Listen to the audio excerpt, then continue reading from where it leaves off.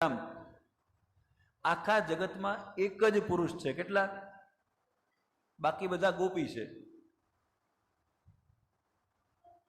તો એ પુરુષની સાથે આપણે બધા ગોપીઓ છીએ ને, તો ગોપી નાતો બાંધે. શું બાંધે? અને તમને સ્વતંત્ર 100% છૂટ. તમારે એને માતા માનવી હોય તો કનૈયો તમારી માં બની જશે. તમારે પિતા માનવો હોય તો તમારો બાપ બની જશે. તમારે સખા માનવો હોય તો તમારો મિત્ર બની જશે. તમારે પ્રેમી માનવો હોય તો પ્રીતમ બની જશે. તમારે પતિ માનવો હોય તો પતિ બનશે. તમારે ગુરુ માનવો હોય તો ગુરુ બનશે.